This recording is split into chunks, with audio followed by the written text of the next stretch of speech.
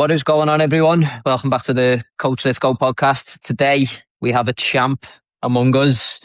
We've got Eddie Alleyne. He's just come off winning his class in the UK Drug-Free Bodybuilding Association. So I wanted to get Eddie on because he is someone who I saw around in the training station when I was training there just before I left to go travelling. Never spoke to him. And then seeing him on Instagram. And I think he is the perfect embodiment of what you can achieve when you really put your nose to the grindstone and go fucking all in on yourself. Because to be honest, this fella looks like he's been on the gear for years, but he's completely natural. So he's fucking, he thought he'd be a really good example for us today to kick off, and just a really inspirational person for me. I love watching him train. I love all the content he puts out anyway. So Eddie, welcome to the podcast. And first question I wanted to, not a problem. First question I wanted to ask you, how are you feeling after you win at the regionals? I'm feeling good. I competed for the first time last year and I came third. So I really wanted to win, and I'm a competitive person, so that third, it was a loss to me. So to be able to come first in, a ridiculously stacked class, with a really high standard of, national bodybuilders was amazing. But I'll straight back to routine. Like, even straight after the show, I was just back on my normal meals because I've got another 4 or 5 shows coming up. So I couldn't really afford to chill out or anything like that. Having either cookies that were at the event, which was hard not to do. But overall, I'm feeling happy. But I'm still in that same mindset as I was even before I won. Because I know there's more work to be done, and how I can improve my luck. I know I can possibly go on to win another 4 or 5 shows. So, to me, it's just all the same, really. Yeah, I mean, you said, I think you had six shows to do back to back. Was it 6? Yeah, 6 shows overall. So I've got my first one done. So in 18 days, I've got the British finals for the UKDFBA. I was just from the Northern. So I've got the British, so all the winners of this year's shows, all the top 3s invitees will all be against each other. So there'll be really good quality competition. And then I've got 2 double weekender shows, so Saturday and Sunday. Saturday being qualified, Sunday being final. So I've got the PCA at the end of September, and then I've got the WNBF, which one of the biggest national events you can do at the start of October. So I'm looking forward to competing in that. Ah, shit. Fucking hell, man. It's lofty goals, aren't they? But you know what, lad, honestly, with the way you looked the other day, I mean, fucking hell, I'm sure that's literally only going to get better. Like you say, that's your first show. I'm sure you're going to be even more dialed in for the rest of these as well. Yeah, man. So we're going to we'll do proper peaking, when I'm leaner, because I've still got probably another kilo or 2 to come off, which is mad to think. But I've got more room to even bring a little bit more body fat off in certain areas. So we can peak more aggressively, put more carbs in the system, and just bring a better look to my next shows, which I'm very excited for. Well, do you know what? That kind of brings me to my next question, because I kind of wanted to guide this podcast in a way to use you to educate people in general on what it takes to get to a really high level. And I think most of the people who listen to this podcast, the vast majority of them are not going to be competitive bodybuilders. And I think there's a lot of coaches, and I've been guilty of doing this in the past online, who talk about, do this without being like a bodybuilder, living like a bodybuilder, looking like a bodybuilder. But it's such a broadly defined term that pretty much anyone who is in the gym purely for the sole basis of improving the look is bodybuilding. And I wanted to ask you the question of, what do you think is the highest leverage thing you can do, full stop? And I know it's very multifactorial. It's your food, it's your steps, it's a kind of an amalgamation of everything, isn't it? But if you had to pick one thing that you thought was the most important aspect and none of the other things could be done, what would that be? I think it's being good at doing the boring stuff consistently. I think that is what has worked for me all the time. I haven't done anything crazy compared to what you probably do, what other lads in the gym do. I've just done it really consistently for a long period of time. Since I started training at 16, and I've always just trained hard.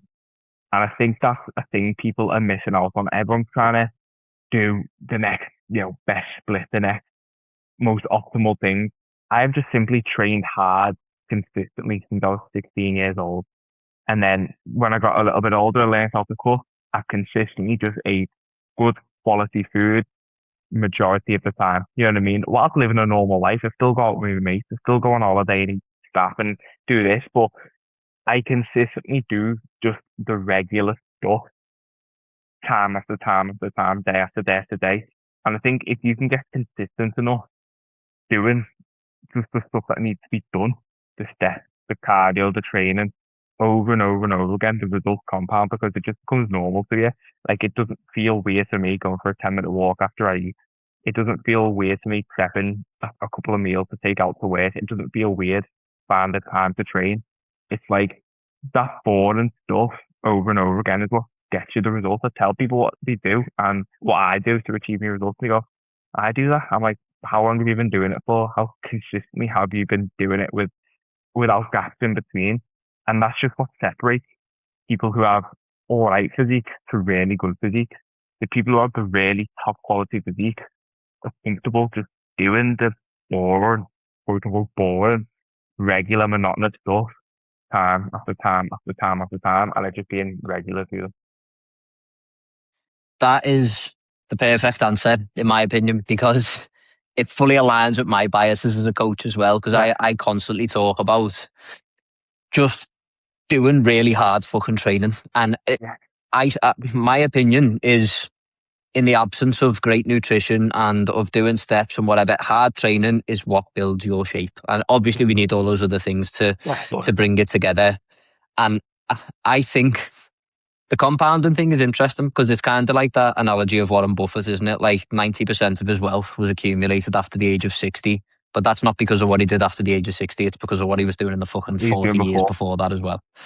Yeah. So it's like the the exact same thing applies with bodybuilding. I think when we look at if you start from 0 to 6 months, it's pretty unremarkable what happens. Yeah, Even with beginner gains, you're like, I can't really tell that much has changed. But then you extrapolate that out to 3 years, 4 years, 5 years, 6 years, and all of a sudden it's wildly different. Because I think the things that you talk about that are so normal to you, it's simply a case of stacking things on top of each other. It's doing things until they become normal, and then you don't have to fucking think about those things, and then you can think about adding the next thing in. And I think that is what makes a really successful bodybuilder or hobby builder, in my opinion. And what you said is perfect about not getting bored with training, because I think there's a massive culture at the minute of either bodybuilders moving to hybrid training because they want to run and they want to feel newbie gains again and get quick yeah, and feel all the feelings that come with that. Or there's people moving to high rocks and all kinds of other things, which is fucking great. The more, if people are moving, fantastic, and you can't knock it, and these people are in really good shape. But there's something to be said about becoming fully consumed with the micro of like just getting under the leg press and just your sole focus being, I'm just going to push this as hard as I yeah. fucking can, and I'm then just I'm going gonna, to I'm just rest, gonna and then I'm going to press do it. it again. Yeah, like I have never got addicted to the logbook. Like, do I log a progressively overload? Of course I do, but I'm not there every session. Like, I have to do this. I have to do, like, I am just gonna go. You know what? Last week I did this, but I'm feeling boss today. I'm just gonna go for this, and I'm gonna send it, and I'm gonna just give it a boss set. And half the time it works out. Like even at like 17, 18, 19, compared to other lads my age, I was in really good shape. I was in good shape. And don't get twisted, I've got pretty good genetics. Like my brother's big, my dad's in good shape, even my mum at 66 looks good. But I was literally, my training, it was terrible at the time in terms of my split and selection. But I just trained hard and I was just consistent with it. Even when my diet went great, I got in pretty good shape for someone that age by simply just showing up consistently, just training hard. You know what I mean? I think that's what a lot of people are missing. Like, even some of my clients, like, they've made amazing progress in a short period of time by just training better and harder and more consistently without even fixing their habits and lifestyles and stuff like that. We make good progress just by training better. I think quite lost in this day and age because everyone's trying to, as you were saying before, become a hybrid athlete, or they're trying to do this. They're trying to run before they can walk, before they've even mastered what actually builds a good physique. They're trying to do everything else around it. They're trying to perfect everything, trying to optimize the fucking you know what I mean? Just go, just get in the gym, train hard, and be consistent. Yeah, and it's the most boring fucking answer on the entire planet. But Mm. as is everything, as is fucking building wealth, as is becoming a good writer, as is doing anything, it's doing the boring shit fucking reps. And do you know what? I almost want to like reframe that a bit because I think a lot of people can look at, like me for instance, I'm running a 4-day split, and that split I am literally going to run into the ground. I'm going to literally do it probably for the next year plus and make subtle adjustments when they need to be made. And some people are like, oh, it's boring, oh, I don't want to periodize, I don't want to do this, blah, blah. And you can obviously get into the weeds of proper periodization if you're a bodybuilder. But for the vast majority of Gen Pop, my philosophy is just like become unbelievably strong across 15 to 20 movements, Right. and you're gonna look good. Like there's not, you don't need to be, oh, what's this fucking joint angle, this cable and all that. Yeah. Just fucking row heavy, like press It, heavy, bench heavy. bro, I'm the exact same as you. I go, since I started with my new coach last September after my last show, I started with them September, October time. I have ran the exact same split since then. Same exercises. I might have changed one or two machines, but the movement patterns are all the same. And he's asked me if I want to swap it. I'm like, no. And last year, my judge's feedback was your posterior chain was shit, essentially. And I've literally just got unbelievably strong injured doing RDLs, set supported rows, and hip thrust. The three big movements that bring up my weak points. And then this time around, it's one of my stronger points that probably won me the show. Like, just because I got strong at three exercises and haven't changed them in about 10, 11 months. I could do. You know what I mean? And I got better. So it just shows you, like, don't overthink it, like, at all. Um, yeah, that's it, mate. That's it. That's the thing about being a coach as well and managing client psychology, because we've got to make the monotonous seem exciting. Yeah, And it is like, if you truly enjoy training, it is exciting. Like I fucking, it's probably a bit toxic because I have to preach it myself. I have to have rest days, but like if there was a way where theoretically I could train 7 days a week for 2 hours a day, I would. yeah, Because I like it. Even if I was yeah, just doing the fucking same things over and over and over and over again, I'd be absolutely fine with it, because it's got to become something that you love. And you've also got to, if you ever have to take a couple of days off from the gym, you'll realise just how dependent you become on it. yeah, Whether that's a good or bad thing, I don't know. yeah, But like, I think it's like, it's almost like an edge, like a compulsion to move, because we are designed to move. And I'm not just, I know you, obviously you optimize for bodybuilding. I'm not sure whether you do anything outside of that. I know you've got a football background as well. Um, but like my big thing is, if you can put up with the monotonous side of bodybuilding, you can use your cardio to have a little bit of fun. And like that's yeah. why I try my cardio. It does get switched up a lot. Like I'll box, I'll do Muay Thai, I'll do a bit of Yeah. running, I'll play tennis, I'll But just do whatever the fuck it just, is that like gets me yeah. moving. Well, that's what I love about natural bodybuilding as well. Sorry to cut you off, but that's what I love about natural Cool. bodybuilding because, like, I've had lads go to me, oh, I want to do this on the side and this on the side, because I don't want to get too big and stiff. I'm like, lad, you are not going to get too big nor too stiff as a natural bodybuilder. Obviously, I've played footy, I've done MMA, I've done strength and conditioning a lot as well, like, as I've trained, but 99% of it has been bodybuilding training. In my peak off season at my heaviest, I'm still about 87 kilos max. And when I'm lean now, show lean, I'm like 75, 76.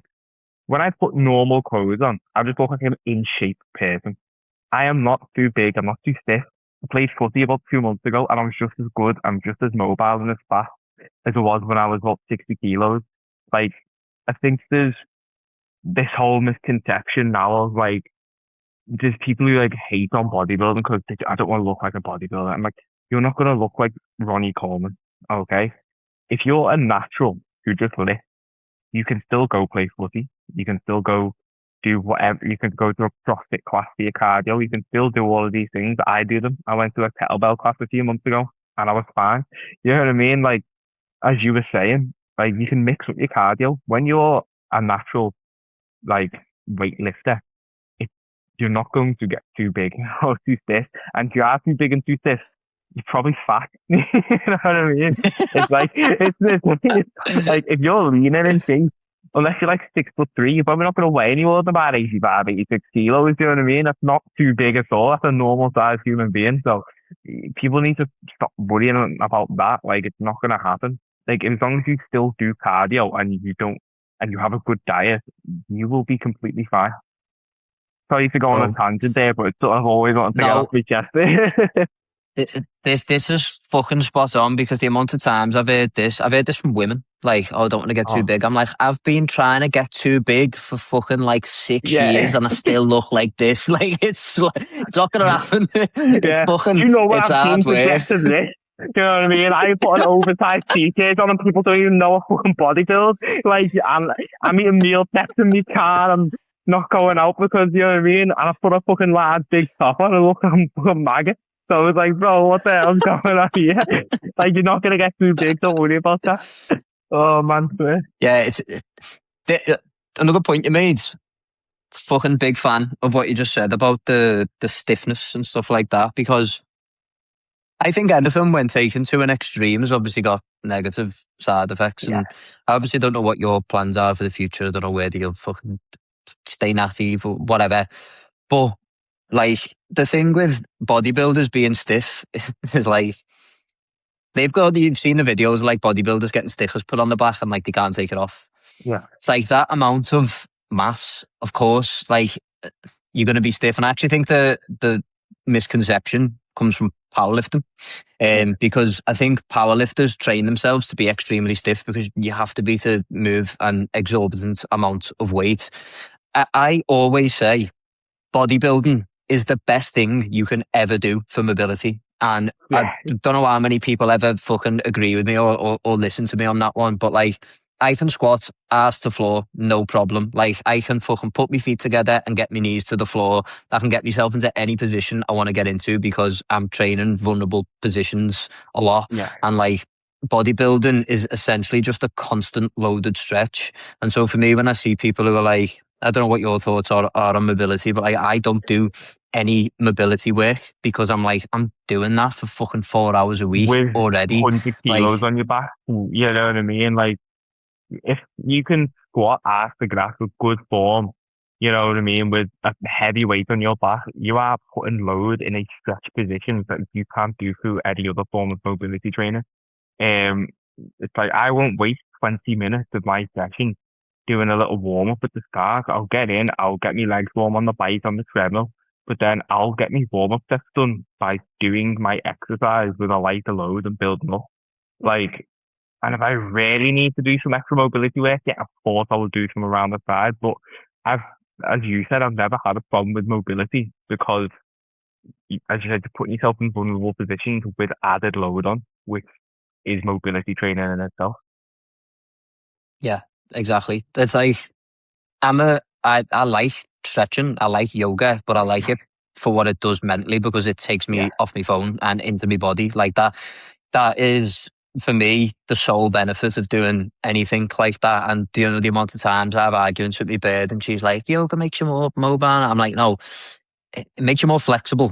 It doesn't make you more mobile. Like, you doing yoga is going to make you good at yoga. It's not going to make you better at lifting weights. You want to get better at lifting weights and you want to improve your range of motion, lift the weight more. Like, the same thing is said for like Muay Thai. You can, like, I know a lot of people who can head kick just from kicking all the time. And yes, mobility might help in that situation. But if you're doing bodybuilding correctly and you are training a full muscle length, you are going to have absolutely no problems with mobility. And if you've got an area that is stiff, or when people go, I've got tight this, I've got tight that, it's like, no, you've just got central nervous system inhibition. Like, you've just got to train your CS to just be in that position more and you will be absolutely fine. Like, how many times have you had a client and they start off squatting quarter reps and then they end up getting fucking past parallel just from squatting with no other and intervention. that's it. Like, I haven't even engaged on any mobility work to do. We just squatted more. You know what I mean? I've got comfortable doing the movement a lot. You get better at doing a movement by doing it over and over and over again. Not because I gave you some mad little mobility routines, because all of a sudden we started squatting twice a week. So guess what? You can squat better now. Yeah, 1,000,000%, that's 100%. Which brings me on to the next one, actually, because it's a little bit kind of closely tied to it. I have the discussion of tempo quite a lot with clients, and I'm sure you do as well, particularly when you're doing form analysis and videos. And my thoughts on tempo are quite universal. You probably have a little bit more of an advanced understanding of this because I'm sure you utilize different techniques and stuff. But my thoughts on tempo are as much force into the concentric as possible, a relative amount of control in the eccentric, but that can be a large range from 1 to 8 seconds, depending on your preference. And I always like a pause in both positions, so lengthened and shortened. What are your views on tempo? What kind of tempo do you use when you're training, and what's the biggest issue you see when it comes to training clients and their tempo? Yeah, so I'm quite similar to you. Like, if you watch the like me training like footage that I put up on my Instagram, all my movements are very controlled. I use tempo as a way to standardize form, so that I know my progression is accurate. Um, if I'm constantly just swinging a weight about, it's going to be very easy for me to put 10 kilos on a number if I'm just moving a weight from point A to point B with no thought. But I like to, yes, I like to produce a lot of force on the concentric. But when I am controlling the weight down, I like to control it for about 1 to 4 seconds, depending on the exercise. Simply just so I know, all right, my form is the same as it was last week and the week before, so that the weight progressions I'm making is because I'm getting stronger and because I'm getting better at the exercise, not because I'm just ragging it about. And I try to go over that with clients, and sometimes they can get a bit picky with me because I'm like, no, do this, no, do that. I'm like, I'm not even having a go. I just want you to get really good at this exercise so that when you're logging the weight without me, if it's like a one-to-one client as well, I know that the weight you're logging, it's the same way you performed it last week when you were with me in person, because that's how you accurately track progression. You are performing the weight the same way each week, but you're just getting stronger over time. So I like to use tempo in that regard, just make sure everything's standardized, everything's the same, minimizes risk of injury. And that's how I like to use it. Not because I think going super slow is going to build you more muscle. I just think it's going to allow you to more accurately progress. Perfect summation of it. Couldn't agree more. And to add to that, I actually think I wrote an article on this today called Do Cheaters Prosper? So it was about essentially cheap reps and tempo. And my thoughts on tempo are actually that it doesn't matter.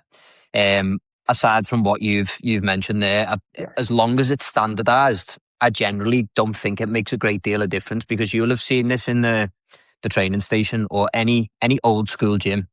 We're constantly on about like slowing the eccentric down, making every single rep look pretty. And you see after people in the gym who have boss physiques, I've got terrible form, textbook. They're just fucking ragging weight and just being meatheads. And it's like, people are so obsessed over this minuscule little bit of and it's like, what's the fucking common denominator between the way we train and the way they train? They're training hard, and like they might be ragging a weight up and down, but they're ragging a weight up and down consistently, and then they're doing it the next week, and they're just focused on getting stronger. And yeah, arguably you'll see a lot of these guys and they've got a big injury history and like they're fucking struggling with this or that. And like, I think a big thing with bodybuilding training as well is that it's very compensatory. Like it can sometimes mean, I think this feeds into the stiff thing, because in bodybuilding there's always a way to work around an issue, isn't there? Like if a leg extension's hitting your knee, you don't think, why is my knee hurting? You think, I'm going to go on the leg press because it doesn't hurt on that. And it's like that, it forces you to kind of move around an injury and work around an injury, and then you're creating compensation elsewhere, which I think is a big problem. But I actually think hypertrophy training in and of itself, in a nutshell, is just unbelievably forgiving.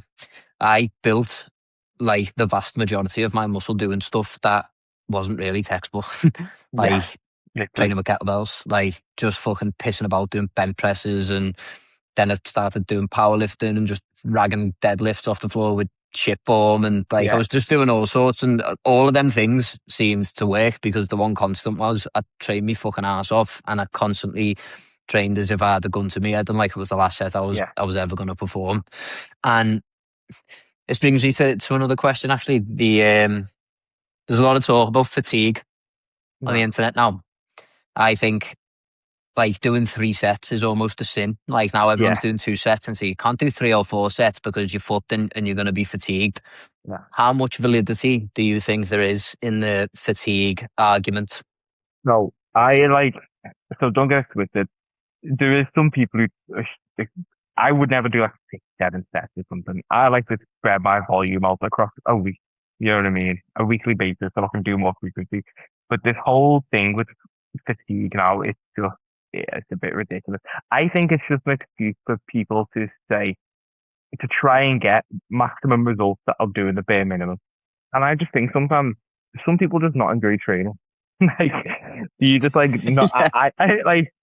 I want to just be in the gym and enjoy training. Like realistic, like that's what you said before. If you could train 7 days a week, if I could train for 3 hours, I would love to train for 3 hours. Now, obviously, that isn't practical, but you're not. Most people do not train hard enough or have demanding enough lives to worry about fatigue that much. They really don't. I've had like some beginner clients go, "Oh, this fuck mate." I'm like, lad, you train for 40 minutes, lad. Like you don't worry about that. Like you do not have to like. Yeah, is there a case of junk volume and stuff like that? Yes, people can do too much, and some there's been cases where I've done way too many sets in the past. But if you've got a weaker body part and you want to bring it up, and you want to do more sets on it. Do more sets on it. If you're feeling stressed one day and you've got 2 sets programmed, but you really think you can get 3 out, do that third set. Like you're not going to be that fatigued unless your training program is awful and it's not like split up in a good way. You shouldn't be too fatigued. You shouldn't need to take a deload every 4 weeks. Like if you feel as if you really have to do that, it's your training program that's the issue. You know what I mean? Like fatigue is a thing that most people should not be worrying about because they don't train near as hard enough, nor is their job demanding enough to warrant that. I couldn't agree more. I think like the overwhelming majority of training is mental, and there's a couple of points I want to make about fatigue. Number one, what fatigues you now will not fatigue you in 6 months if you continue to build up your work capacity. Yeah. Like number two, I remember there was a time where like I would train 15 times a week. Like I would do a kettlebell session, and I would do a run, and I would do boxing, and I would literally train every single fucking day. And looking back at it, I'm like, it was probably a stupid approach. But I was also running the gym and managing online trainers. I was working 70 hours a week and still training 15 times a week. And I was still getting stronger. Like, don't get me wrong, there was times where I was like, fucking hell, I'm shattered here, like I really can't be Yeah. arsed. And sometimes my motivation would be affected. It was probably on the extreme end.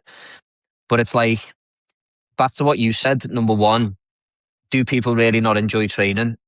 A lot of people don't. And I think Yeah. sometimes, like, as coaches, we almost want to view things through our own lens. Like, we're in this job because we fucking love to train and like we love everything to do with it. So the more we can do, the better. Some people actually just don't like training and are looking for ways out of doing the actual hard work. And Yeah. like, I almost fell into this fatigue management thing because I remember following Paul Carter. Don't know if you've seen much of him Yeah, online. lip and bang, yeah. And like, yeah, like, do you know what? Left it fair play. I think he's got some really good points, but at the same time, I feel he's very neurotic about fatigue Yeah. and about like his way or the highway kind of thing. And when I actually looked into him a little bit more, I looked at his website and the programs that he used to run to get big. And it was Yeah. like 50 reps of this, then 30 reps of this, then 40 reps of this. And it's like this whole fatigue thing, I think it's a way for coaches to try and seem almost smarter than they are and to put a new Oh yeah, spin on 100%. exercise and to be like, this is a different methodology and you need to buy into it because this is the reason why you've been struggling. I actually think 99% of people have an undertraining problem, not an overtraining problem. And overtraining is so much easier to fix than undertraining because Yeah. when you overtrain, You just pull back for a week and you'll be all right. If you undertrain, well, you can kiss the last fucking 6 to 12 months of progress goodbye, because you've just fucking wasted your time essentially when you were capable of so much more. And so I think running a volume that is appropriate to you and not going, I'm just going to do 2 sets of 4 to 8 because this big fella on Instagram has said it. It's like, how many people have gotten extremely big just running the most fucking crazy, ridiculous amounts of volume that you've ever seen? And most people don't train like well enough to actually get the most out of that low amount of volume. A lot of these guys, like as you said before, when you look at Paul Carter's old training, it was higher volume. You look at other guys like on Instagram, Coach Mundy and all these other like fellas who have gotten in really good shape. A lot of them, you look back at their old training and it wasn't low volume stuff. Now I do utilize low volume myself now, but I didn't back in the day, because back in the day I didn't actually. I thought I trained hard, but I didn't train hard enough to make the most out of doing 1 set on a hack squat, because I was actually even 5 reps in reserve when I thought I was training to failure. And I see coaches now like getting beginners in the gym and they've got them doing 1 set and 2 sets and stuff like. But your client is not training hard enough for that to be an adequate amount of stimulus whatsoever. They're leaving so much in the tank. They're not lifting heavy enough. They're not lifting as intense as they could do, and that's not going to provide enough stimulus. Like I can and you can probably train with low volume now because you actually know how to train to failure. I actually know how to train to failure. You know how to get the most out of the muscle you're trying to wear. But beginners don't.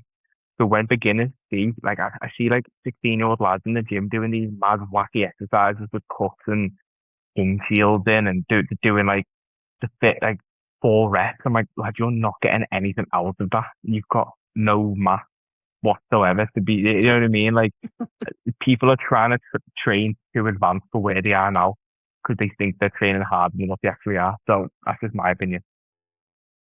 Yeah, agreed. I think it's like the whole training to failure thing. I'm confident now that I still don't train to failure. Like, Yeah, because there will be times where like I think I'm training extremely hard and I'll look at the way someone else trains and they train like an absolute psychopath, and I'm like, if they can do that, I can do that. So there's obviously still another level for me to achieve, and this is a big yeah, thing with like clients who will go to you, yeah, me training's really good. I'm like, please don't ever say that when you're coming in for coaching, because number one, you're in a consultation for one reason. You don't look the way you want to look, and you don't look the way you want to look because your training is not as good as you think it is. And this whole fucking fatigue thing, I blow it out the window. I ask the vast majority of my clients to take every single set to failure because I know they're not going to take it to they're failure not going to anyway. take it to And failure me anyway. telling Yeah, them to do that, yeah, it means that they might take it to 1 to 2 RIR, which is absolutely fine. But I'm just like, go to failure, go to failure, go to failure. And every time I get a video through, I'm like, you watch that back? And then they're like, yeah, add another 2 more. And it's like the way it feels is never the way it looks, because the mind loves to play tricks on you because it wants the easy way out and it doesn't want the extra muscle on the frame and it doesn't want the pain that's associated with it. yeah. And you've got to find a way to get past that. And a good technique, I don't know if you've used it, but it relates a bit more to the low volume stuff. And I've only really been looking into this over the last couple of months. I think it's been about for a couple of years, but myo reps. Um, I'm not sure if you've utilized them before. It's obviously just very similar to a rest pause set, isn't it? What are your thoughts on using things like intensifiers, drop sets, myo reps? I love them. I mean, I know like they get slandered a bit now. People going, "Oh, drop sets are useless, they're redundant, or you shouldn't do them, or rest pauses are redundant." Like you hear like that in more science-based community saying that. I just think it is a great way to just get more out of a muscle group. Like I remember growing up, I used to do arm days, and I used to do like fucking drop sets, super sets on triceps and arms, and now my arms are by far my fucking best muscle group by a long shot. You know what I mean? Because I just train them hard. I put a bit more intensity in them. I would push them to failure compared to other muscle groups where I wouldn't do that. Let's say my calves for a long period of time, my hamstrings for a long period of time, my glutes. The ones I didn't put much intensity into were lagging compared to the ones I was putting more into. Do you know what I mean? So I think I do prescribe myo reps, drop sets, rest pauses, all that type of stuff too. twice just to get a little bit more out of the training because, as you said, most of us still have more in the tank, and it's just a good way of making sure that we are just providing a little bit more stimulus to the muscle. Because at the end of the day, you could be as optimal with anything as you want, with your nutrition, your recovery, no matter what. Training is what builds muscle, is what builds physique. That has to be nailed first, in my opinion. It's the most important thing. People say training doesn't matter. It's completely wrong. Training does matter, and training is how you get a good physique, no matter what. Yeah, there's couldn't have fucking said it better myself. I think that the drop sets lander, it's something I fell for a while, but then having an actual think about it, ignoring the science for a minute. Well, Paul Carter would always say drop sets are useless because when you are lifting heavy enough load or you have activated as many of the high threshold motor units in the muscle as you can, moving down a weight doesn't help activate those any further. And all it does is activate the smaller muscle fibers, obviously in accordance with Henneman's size principle. But how would that make any sense if you are taking a set close to failure? Those higher fibers are already being activated. So you then doing a drop set is additional fucking volume whilst you are in that state of high activation. Yeah. So for me, I know it might not sound very sciencey or whatever, but like fucking hell, I've ran drop sets with my clients loads all the time. Yeah. Like I used to do matrix sets and everyone I'd do 21s. Like I do all the stuff that people would be like, oh, yeah, well, you should just do straight sets, blah, blah. Well, fucking doing 21s and doing drop sets is fun. And like, Yeah. fun is what It's keeps people enjoyable. engaged. You get a sick pump. Yeah, it's fun to do. Yeah, Yeah. I mean, it's Yeah. enjoyable. I would think a lot of time people need to use practical application. What have I seen as worked for me, and not only for me, but for also my clients? Well, a lot of the time when I've utilized those type of things on numerous different clients, the results have showed for themselves. Like they've built a lot of muscle in those areas by doing those intensifiers, by maybe doing a little bit more volume. That's the what deemed optimal. Do you know what I mean? And I don't always like to just read a textbook to get what I need to do for me or for my clients. I like to just do what is actually working in real life for me and for my clients. This. So that's how I like to go about it at times as well.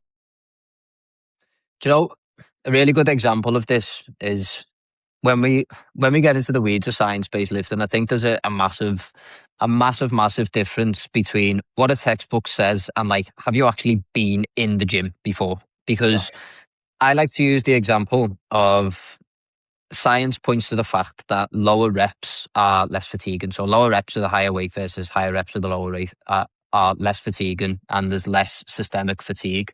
But then if you look at the practical application of that, right? How much psychological fatigue do you think someone goes through before they're about to squat an extremely heavy triple? And like if you go under a bar and do your heavy triple, that's not supposed to be as fatiguing as the higher rep set. The sheer like fucking amount that you psych yourself up for it and then the adrenaline dump after it is probably going to make the rest of your session feel a little bit shit. If you'd just done 10 reps with like fucking a lot less weight, you'd have been able to get through the rest of your set fine. And so I think there's like a big dissonance between what a textbook says is optimal and like what's the lived experience of me actually being in the gym and understanding how these things make me feel, not just physiologically, but psychologically as well. And that's what like I think a lot of people are missing when they're sifting through science-based fucking bullshit all the time Yeah. on the internet. It's like the for me, the best evidence is not science-based at all. The best evidence is like, what's the biggest fella in the gym doing?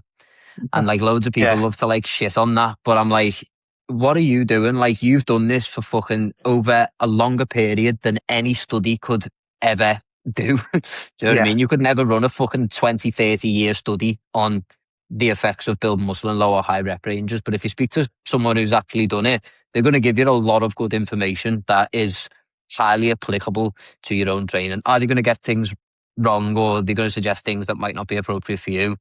Yeah, but like that's the best part of training somewhere like the training station is like Yeah. you are exposed to a wide variety of training styles, all of which seem to lead to one end result, and that everyone in there is fucking massive. It's big. You know what I mean? Regardless of genetics and stuff like that, like, I think the best way to learn is just from practical experience. And that like leads me back to like a point of like someone asked me the other day, do I think coaches have to be in shape? And I went, you don't have to look like the next coming of Arnold, but you have to have went through different phases. You know what I mean? You have to went through a battle phase, you have to went through a muscle gaining phase because that is where you learn the most from actual lived experience. And especially as a coach, just to be able to relate to what your clients are going through on a mental level. Um, Whether that's with like things outside of the gym or in the gym. Like the best way to get good at something is to do it, not reading. Like if I want to go pick up basketball, I'm not gonna go read a textbook on basketball. I'm gonna go fucking play basketball and do it. Like, and I think that's the best way to get good at training. The best way to get good at being in shape is doing it and actually like practicing the skill itself. That yeah, rather than reading a textbook. Yeah, there's plenty of good books that I've read on muscle building. I think the Of course, Muscle and and that's not Strength me Building saying don't Pyramid. study. Like, oh, bro, I'm all about Yeah, studying, yeah. but like, there's got to be a fine line between both. It can't just be, oh, I'm only gonna train, but it can't just only be, oh, I've read this study. Like, how about like, I would say the best way to train is have an element of science in there, so you are training smart, but also have that element of just fucking training like a meathead and just going for it. Like that fine balance between the two is what I've found works well for a lot of people. Yeah, it's a blend, isn't it? Because I'll get into the weeds on joint angles and fucking setting the cable up at the right height and doing all that because that stuff is important. Like Yeah, it's always going to be important. Like here, for instance, one big thing I've been seeing a lot is like people doing the leaning away, like lateral raise and stuff. And I'm like, well, you could just move the cable height up to your hip, and then it's the same relative angle like that. You don't have to be doing all this. So there's stuff like that that is like practical in terms of yeah, like your experience in training and in the gym, which I think is great. And there's plenty of books I've read where I've read them and I've been like really good insight, blah blah. I've tried it out for myself and I just haven't vibed with it. Or yeah, like the Paul Carter stuff again. Then he's like, you can just do lateral raises for a set of 4, and it's like, well, you can, but like that doesn't feel nice yeah, practically. Like you're not going to have a great deal of control, and it's just like why would they do that? Like there's yeah, other approaches that perhaps aren't as science based or whatever that are gonna mean I can adhere to that approach for a hell of a lot longer than me just going 20 kilo dumbbells oof, and just fucking yeah, whamming them up for a lateral raise. Like some things don't make sense in that regard. And so that I think your approach is spot on. Like there's got to be the meathead element there, but then also having a coach who can program really smart for you and just yeah, allow you to express that level of intensity within the constraints of a good program is fucking paramount. And just doing that for an extremely long period of time. And it's like you say, you're not going to learn to drive an F1 car watching the F1, are you? You got to get yeah. fucking behind the wheel You've and got to see and go and feel do it like what yourself. what it experiences. Yeah, Yeah. 1,000,000%. Um, Other question. So we've spoke about hard training, so to exclude this from your thought process. But if you could pick one mistake that you see people making a lot when it comes to progressing, it doesn't have to be training, it can be nutrition, it can be lifestyle or whatever. What would you say the most common one is, like a really common misconception about training that you'll see people actively engage in that is harming their progress? What's two? I'll go over I'll go over the first point now. One is sort of having a 100% all in approach to the average person. Now, obviously, for me, whilst I'm bodybuilding, I've had to take it to the extreme and I have to be all in. But that's only for like 20 weeks out of a year when I'm on prep. For my 95% of the progress I've made, it has been from doing what I need to do 80, 90% of the time. But also, I will always allow myself to have that 10 to 20% as being just a normal person. Um, Me and my brother were talking about this, you know, Jordan. Yeah, yeah. Jordan's in really good shape himself. He's big, strong, blah, blah, blah. But, like, people will see us, you know, eating a fucking crazy takeaway scan or having a drink or doing these things that aren't like deemed to be in line with getting in shape, or going on couple of holidays and stuff. I'm like, if I was living like a prep life 100% all the time, I would not make any progress because I would get sick of it. You need to find that fine balance, especially like a lifestyle client, of doing what you need to do when it's set out for you, so that that 20% doesn't take away from the hard work you've done. And a good way I like to use that is like with holidays. So when a client's going on holiday, like, what should I do? What should I do this and that? I'm like, I just want you to enjoy your holiday. But what about the progress I've made? Like, I'm like, bro, realistically, we could have done all the hard work leading up to this holiday so that you can just unwind and enjoy yourself for a week or two. It's a week or two of not really eating great or not training super hard is not going to undo months and months and years of progress. Like, if you can do 80% of the time working extremely hard, ticking the boxes you need to tick, in terms of nutrition, training, depth, all that type of stuff, then you can still have that 20% of going out with the lads, going for a heavy meal, ordering a takeaway, going on holiday, not thinking about anything else. And I think that is more conducive to getting results, because you will be able to do that for a long period of time for the rest of your life. Whereas if you try to go 100% in every single time you go into like a health phase or a transformation phase, you're going to swear it after like 2 weeks, because it's not sustainable with the normal person's life. And I think people get a bit confused when I say that as well, because I am a bodybuilder, but I'm just like, bro, before I was a bodybuilder, I've only been a bodybuilder for a year. Like, I've made only Yeah. progress in a year by doing this. It's by being a normal person, but just doing the right things 80% of the time, to allow myself to have that 20% to keep me stress free. And I think that is one of the main things that actually getting in good shape.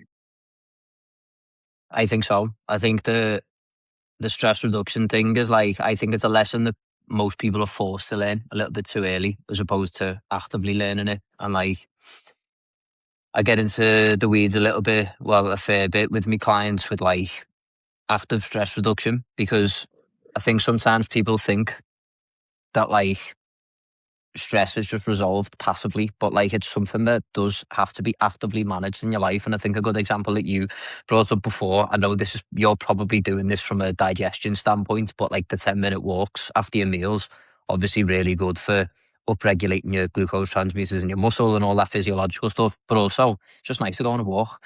Like, Right? it's like Yeah. the stress reduction side of things that most people are just so concerned with, is this going to move the needle? Is that going to move the needle? That they actually end up fucking moving the needle backwards, and they end up in a position where they do need deloads. Because in my opinion, you might not agree with this, I don't think a lifestyle client should ever really need a deload, I do. unless Yeah, there is like I extreme agree. personal circumstances that are going on outside of the gym. Like, Yeah. you're not training hard enough to need a deload. And number two, like, your training simply can just follow a linear pattern. Like, it's not got to be this big massive deal. And the only reason you will need a deload is if life is just extremely stressful in general and you're not managing that very well. Like, the vast majority of issues I see with people plateauing in the gym, even like people are like, oh, what should I do? I've plateaued. And I'm like, how much kip are you getting? Are you going for walks? Like, are you having a little off plan meal, or are you like so focused on getting the result that it's actually become, your view is that myopic on it, that you're holding on to it so tightly that you're not actually Yeah. ever going to achieve it. And I don't know whether that falls into the category of like a little bit woo woo or whatever, but I always think like the harder you squeeze onto something or an identity, the actual so much harder to actually progress in it, as compared to when like you just don't really give as much of a fuck. Yeah. Oh, mate, 100%. Like, stress reduction is the biggest thing. For me personally, I'm not a big stressor at all. Sometimes I can think I can be a bit too relaxed at times, but I just think, mate, what will be will be. If I do what I need to do, and I know I've done what I need to do, you get an element of like relaxation from that, if that makes sense. I'll use an example. Yes. So in May, end of May, I was about 5 weeks, 6 weeks into prep. But my brother come home and I hadn't seen him for ages, and we booked a 3-day holiday. and we went to Como, and there was no way I wasn't able to fully meal prep whilst I was in Como in Italy. But I'm like, I'd laid out what I needed to do with my coach beforehand. I'd gotten myself into really good shape before, so I wasn't away on holiday stressing like, oh, it's just gonna ruin me look for the show. Is this gonna do anything? I'm like, no, I've done what I need to do beforehand so that I can be in position here to enjoy my time away for 2 to 3 days and not have to worry because I know also when I get back, I'm just gonna get back on doing what I need to do. The doing the 80% well, as I spoke before about, just gives you so much more comfort. It just allows you to rest because if you are deep down confident that you've done the things you needed to do and you know yourself that you have done them, because you can lie and say to your coach, oh, I've done this, I've done that, but you haven't. But if you know deep down you've done the bits and bobs that you need to get done, your stress levels will be so much lower because there's nothing to worry about. You've done your part. Like you can enjoy that other bit now. So stress management is such a big one. It's Yeah, lads, it's like you probably experience this with clients, right? But like I have clients, the clients who tick every single box in terms of weigh-ins, check-ins, nutrition, they're always the ones who are so overwhelmingly positive and upbeat about everything in their life. And it's always the ones who are perhaps falling behind a little bit with those things, who seem to be stressed out and have that low level anxiety. Because there's a couple of examples of this. Like you'll know yourself, if you sit down to do a big work block, and then you finish work, there's like a feeling like no other after it where you feel yeah, so accomplished and you're like, I know I've done what needs to be done. Anything that bad that may come of this is, well, fucking, it's up to the gods in it. Do you know what I mean? yeah, There's not really much like I can do about it. And I think the same thing applies with like why you see people lose weight after a refeed. Like you'll wham like an extra couple of 100 grams of carbs in someone's diet, and the next couple of days they'll lose weight. And I'm like, how's that possible? And it's like, well, probably the amount of water and inflammation in your system that has been there because you've been so overwhelmingly stressed by your diet or whatever it is, that the second that you've got a little bit of normality, it's actually had the opposite effect of what you thought it was going to have, because you're yeah, just like, oh, I've had a refeed and I woke up and actually I look leaner. And yeah. it's like, yeah, that's stress reduction at play. Looks like when you give a client, you onboard a client who's like a 6'2" man, they've been eating 1,600 calories for ages. You whack them on 2,800 and they lose more weight. You know what I mean? It's because you've probably experienced that load yourself where I'm like, bro, like, other the fact that you're actually able to perform better now, you're not stressing, you're not fucking tired all the time, you're not dragging yourself through your life, you're not absolutely looking at the clock for your next meal because you're exhausted. Like, you're just in a better state of calm and at rest and you're enjoying the process more. So you will lose weight just because of that. You know, it's so common and it's such an overlooked part of everything. Like stress is such a big factor. Like my coach on my daily checkup form, what's your stress level like? What's your stress level like? And if you look back at me, I think every single one's low because on the other side of the sheet as well, I've never like, missed any other boxes with me food, with me checking time, with me salt intake. Everything else is tick. So well, I know I've done everything else. So what reason do I have to have high stress? So yeah, Exactly, lads. It's such a common thing. I think the stress one, it's like the biggest problem that I think so many people don't address, or so many coaches try to address by adding more stress into the that's mix. it It's like, oh, too. it's because you're not doing this or you're not doing that, and let's fucking stress it over. Let's give you more cardio. And it's like, nah, like the simplest approach ever is usually just more food and more time with the family. I've just said to my clients, he was just like, I'm fucking proper stressed out to fuck at work. My training's proper shit. So I was just like, I booked him a spa day and I said, go and have a pint with your mate and take a full week off training. And it's like, yeah, most clients don't need a deload, but there will be that one client whose personal life is so fucking through the roof that the actual stress of training in itself is just the straw that broke the camel's back. Yeah, And I can guarantee he's going to come back after that and just feel so much better and probably be lifting way heavier as a result of it. And this is why the coaching process in and of itself is like, we're obviously going to say this because we're coaches, but like we've had coaches, you've got a coach. yeah, You know how important it is to have someone who is looking on the yeah, outside and who is just like 100%. can see things for what they are, as opposed to you just no, they say like the man who has himself for a coach has a fool for a client, Yeah, and yeah, it's like yeah. it's true. It is true, isn't it? Because like you will just fucking skew things to your own bias all the time. You'll avoid the exercises you don't need to do. You'll fucking eat the takeaway, and then you'll go, oh, it's actually all right because of it, and you'll try and rationalize and fucking straw man things in when, Take the emotion like, out of in everything. reality, yeah, it's like it's just removed the fucking emotion and just act objectively. Like 9 times out of 10, if you're feeling a bit tired or you're feeling a bit like you can't be arsed at your session, they're the best sessions. I Yeah. always think that. Like when I feel great, I sometimes go into a session feeling great and I'm underwhelmed by how I performed. But like when I drag myself to gym, I'm like, where the fuck did that come from? Yeah. Do you know what I mean? Like it's just sometimes you've just got to just get shit done regardless of how you're feeling about it. Oh, no, 100%. Like, even if I weren't competing, like, I'm gonna stay with my coach spin for the foreseeable. Like, even if I decide, oh, I'm never gonna compete again, I'm still staying with them. It just makes my life so much easier. And as you said, it just takes that like emotional decisions out of things. Someone is looking from just an objective point of view at what you should do to move forward, and that is so important. Yeah, it really is, lads. It really is. Habit formation. I know there's something we spoke about a little bit. I know you had a little bit of a piece to say on forming habits because I think sometimes when when your clients are going to listen to this, it's good to get them to listen to something long form that is universally applied. So, what are your what are your thoughts on forming habits in and of themselves? How do you think? Because so many people try to form a habit and then fuck it off. I see it with meditation all the time, see it with breathwork all the time. So, what do you think is the key to a habit becoming autonomic?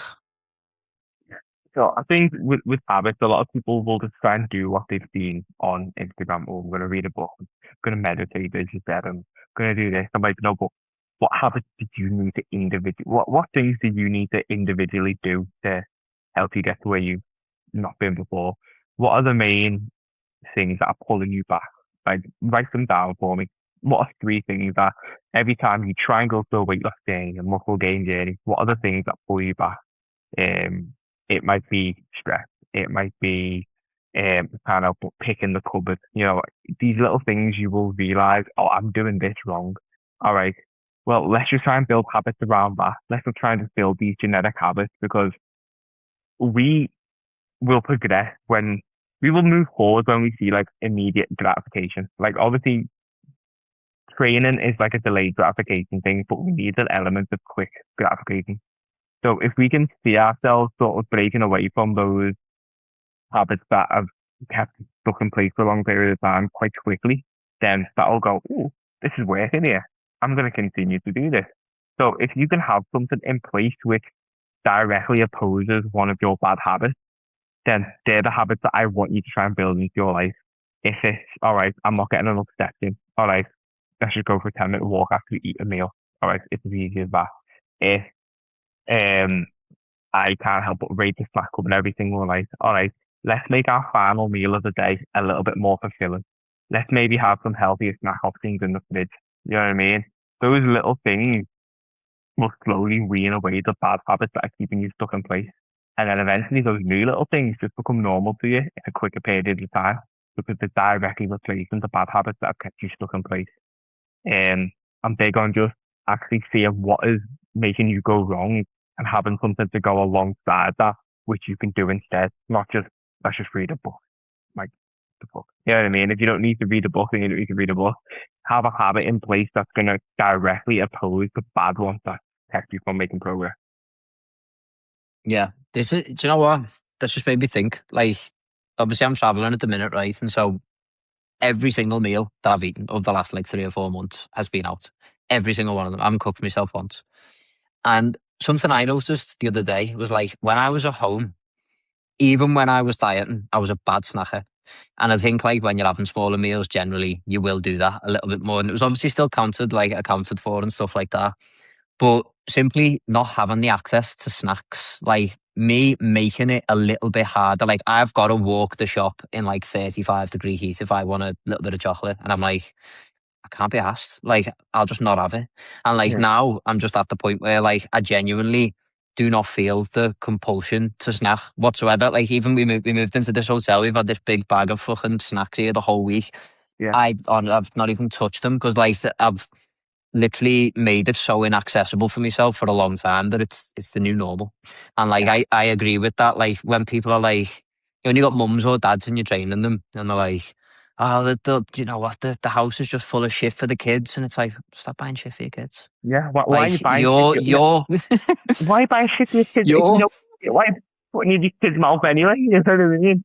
Yeah, Like, it's like you're in the position you're in because you have snacked so much, and the first thing you think to do is like, right, as soon as this kid's old enough to be able to fucking chew things properly, I'm gonna give it the exact same shit that caused me to be morbidly obese. Like having, in my opinion, I haven't got kids, so it's a hard thing to speak on, but like in my opinion, if you have a kid, I think that's a really good opportunity for you to see the positive effects of the habits that you've never been able to sustain. So like if you can give the kid a bit of fruit or whatever instead, then number one, now the shit food isn't accessible to you. And number two, you're gonna be like, oh, look how happy my kid is from having yeah. a banana instead of eating that fucking shit I was feeding them. Yeah. Like maybe I can start implementing that a little bit more. And it's like people always want to put the barriers in the way. Oh, what if my kid doesn't finish some of the tea and I've got to eat it? And like, or they have this mindset of like they've been raised in the 70s and 80s and the mum and dad have been skint and they've been like, you finish every fucking thing on that Yeah. plate. I had it, do you know what I mean? When I was growing Yeah. up, they were like, you're not leaving until you've ate every single thing on Everything. that plate. And that's Like, just a yeah. habit. Like, that's an ingrained habit, isn't it? Where you're just like, that's your mentality around it. But now you're older, you can be like, if I'm full, I'm just not going to eat the rest of that, or like I can make a better decision. People seem to forget that like your habits can guide your life in a very negative way, but you are also the pilot, and like Yes. you can create Yeah. the habits that are going to guide it in a positive way as well. And all it requires is an initial bit of effort. That's it. Like it requires maybe 4 or 5 weeks of effort before you're not really thinking about doing it whatsoever. And I think the problem people have with habits is they decide they're going to lose weight, and all of a sudden it's let's try and do 10 new things at once and remove 10 bad Yeah. things at once. And it's like you said, just like you're starting off going to the gym, just go and learn how to train hard and keep eating shit. Like, Yeah. because before you know it, you're going to be like, I could train harder if I ate a little bit better. Like, if I didn't feel so sluggish coming into the gym, I could train a bit harder. And each habit will facilitate the other. And it's like that You just feeling, sort of isn't it? Like when you've compound trained on top hard. of each other. Yeah.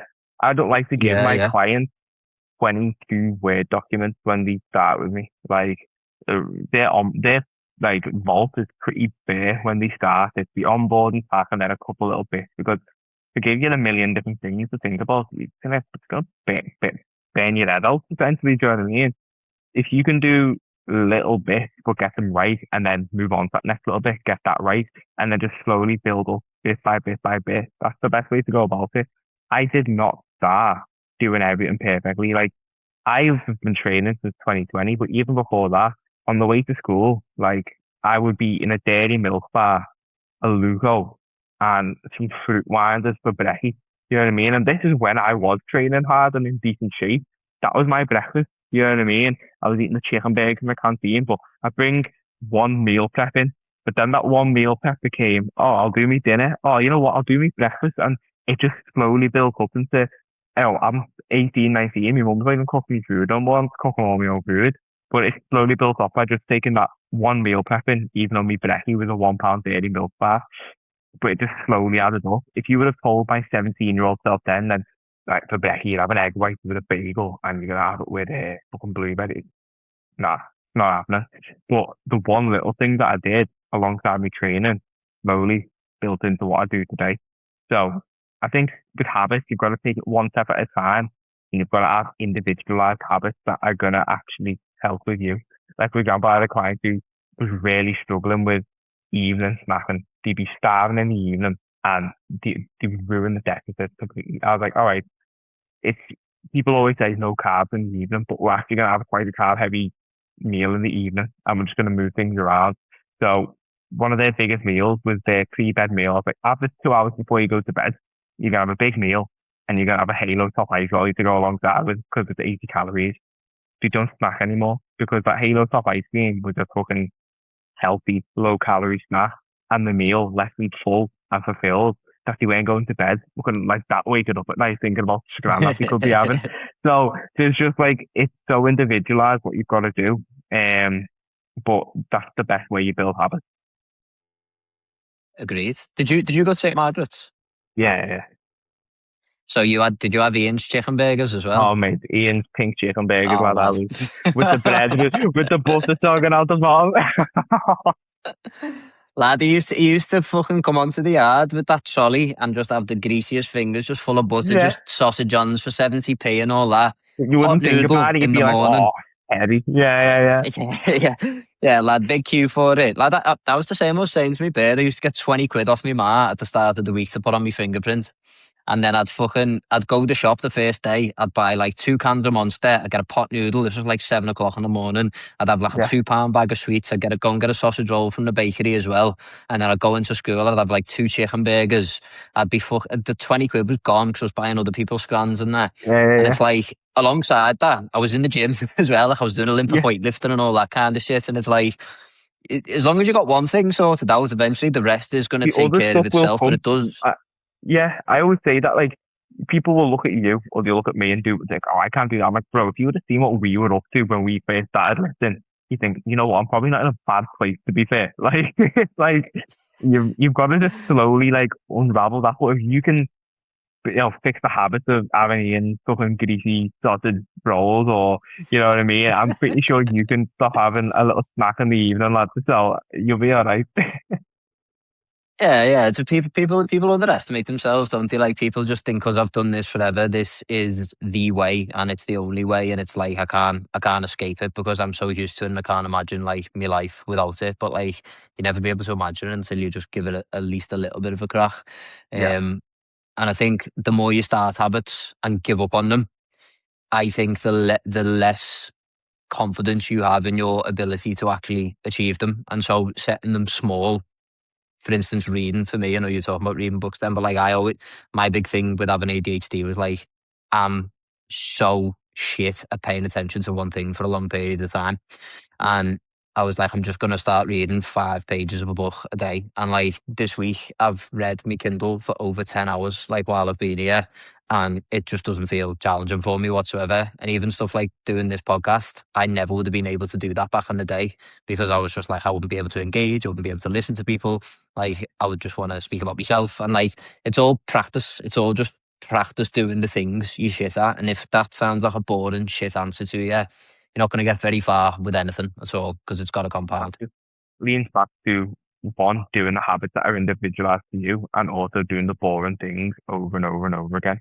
And look at how you've just explained how it's like progressed you as a person, like, even inside of the gym, but just personally, you're able to converse with people better. You're able to have more articulate conversations with people. Do you know what I mean? It's a small little habit that you've made in terms of reading, in terms of doing the podcast that helps you move forward, and that's just a perfect example of it.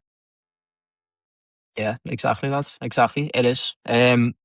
Look, I do a little thing at the end of the podcast. So I had a guest on just then, and I get them to ask a question. This is not the Stephen Bartlett version. This is a funnier version. So the last client has asked you a question. I'm not telling you who the last client is.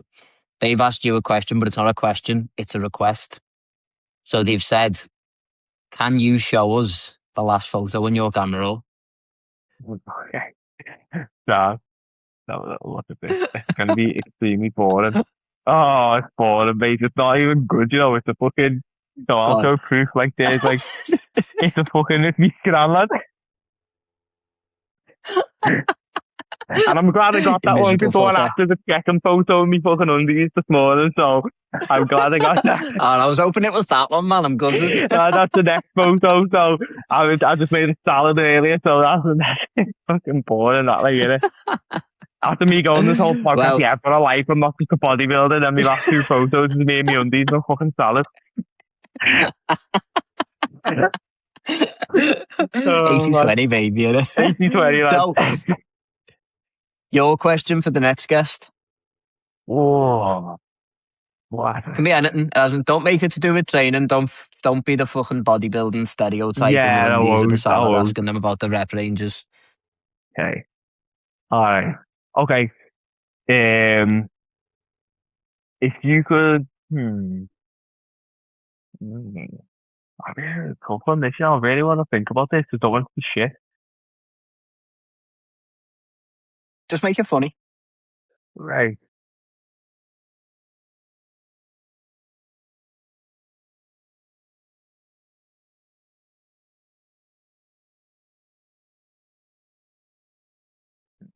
Like, I want to know what this person's. Like, What is it? underwhelming as fuck this, you know. Go on. Right. I want to know what this person, if they have like one sort of embarrassing, like life changing experience that they went through, which made them just go for a complete like lifestyle change, which made them realize, all right, I can't do this anymore. I want to know one experience that they had, which was making them like, yeah, I need to fucking walk in Okay. here. Okay, that's good because my next guest is going to be Ali. All right. Okay. Yeah. Yeah. I So want to that's know good. that answer. That's Yeah. yeah, we'll get that out of him 1,000,000%, lads. Look, I proper fucking enjoyed this podcast. Thought it was boss, lads. It was nice to finally speak to you for the first time properly, but Yeah. really enjoyed it. I feel like you're telepathically connected to me with all your answers as well, because Yeah. That was good. every I time I enjoyed asked you that, the mate. question, I was I just was just like, nodding my head I the know whole what he's time. I going to was like, say now. I like that. I like that. Oh, spot on, man. Thank you very much for coming You on. mate. Really appreciate it. Everyone will find this very useful. I appreciate that, man. Enjoy the rest of your day as well. You too, man. You too. See you later. Have a good one. See you later. Ta-ra, lad. Have a good one.